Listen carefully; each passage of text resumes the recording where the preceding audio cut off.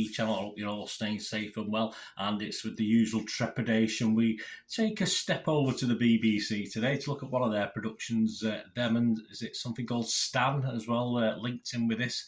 I'm going to have a look at a 6-episode British historical drama television series. Lots of dramatic license with this one, I'm afraid, guys, looking at some of the reviews and people who have been what they call in this £10 Poms, it's called. Yes, people who actually were £10 Poms who were interested in watching this. But some say it was, quite realistic. Others say it was absolute nothing like it. So, hey, there you go. It's all opinions. So we're going to have a look at that today. Please, if you are new to the channel, push that subscribe button, push the bell notifications. It's great to have you on board.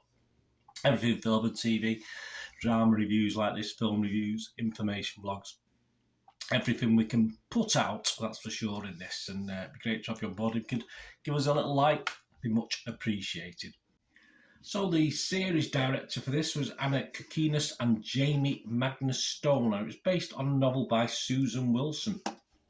The public, only 123 reviews on Internet Movie Database, and it's coming out at 6.8 out of 10. So not fantastic, but not a disaster that. I expect that to go down a little bit though over time. You do tend to see it higher at the start when the film crew and all that everyone connected with the production go onto Internet Movie Database and put 10 out of 10 scores on. But you can't blame them, can you? They've got to promote their own product. What's it about? Well, the story follows a group of Britons, often then colloquially known as Poms, as we know, in Australia and New Zealand, departing post-war Britain in 1956 for Australia, having been promised a better house. Yes, 3 years before my time. Perhaps would have been born a bit earlier. I might have been over there, who knows. Better job prospects and better quality of life for just £10. Who could ask more?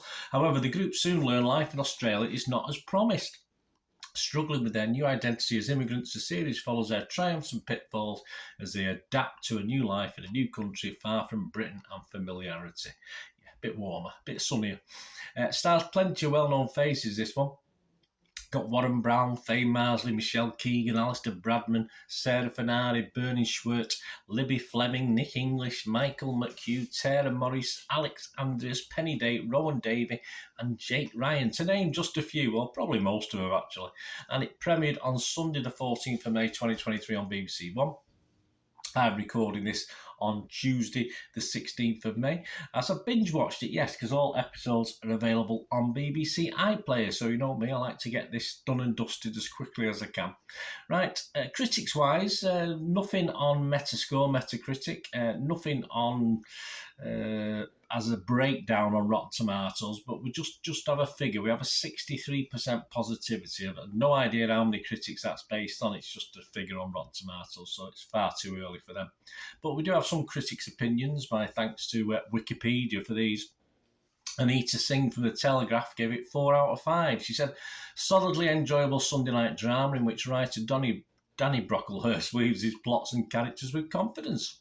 Yeah, might not be realistic, but hey, it probably does.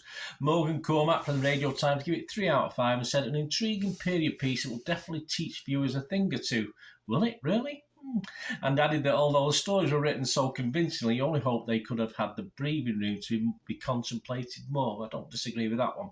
Cormac praised performances by Marcy and Brown. Yeah, there was a couple of okay performances. I'm not going to rave over them. The Guardian's Rebecca Nicholson gave it 3 out of 5 and said nicely compelling, a real education for those not familiar with the £10 Poms story. I think you have to take some of it with a pinch of salt there, in fairness. However, they criticised the series' overly broad approach tackling issues such as racism and sexism, which was probably very rife in the 50s and certainly very rife up to recently, so it doesn't surprise me. So I wasn't shocked by it, or it wasn't unexpected for me anyway. On to my thoughts. Yes, a bit mixed on this. It was a Metacritic. I'm not totally convinced. Obviously, with Rotten Tomatoes, you can all be fresh or rotten, can't you? I don't. Rotten Tomatoes should have a sat on the wall version, shouldn't they? Because I was mixed. But I would have to give it fresh on Rotten Tomatoes. But then you go to my score, I would have to give it my minimum score for anything that means it's okay, but not great. I'm going to give this a 5 out of 10. That's my score on this. It's okay. Like many series, it just does suffer. It's one of those things that 6 episodes seemed a bit long, and yet it shouldn't have been, because they could put a lot more in it. Sometimes less is more. I think I wanted to know a little bit more about the characters. So although the 6 episodes did drag, there was plenty thrown at you, but of course it just lacked a little bit of depth for me. Always nice to see Michelle Keegan, of course it is, and generally the acting standard was okay. Many actors, as is the case in a lot of drama, UK drama, even US drama, Australian drama, but obviously most of these are British-based actors. Many actors struggled in the more emotional scenes, let me say, where the acting does suffer. Even the sort of better known actors in this, getting emotional, they're not very good. I'll just say that. Most of the, let's say, gripping action was reserved for the final episode, as you'd expect. So I've no idea there's going to be a series 2, but obviously it's set itself up for a series 2. Certain subplots and twists, as I say, were sort of interesting. They made me go, oh, that could be good. And then they sort of didn't get the best out of them that I thought they could have done at the time. There's, of course, there's a couple of little twists in it, a couple of little things that you're waiting to have explained to you, and perhaps it could have been done, certainly could have been done a lot better.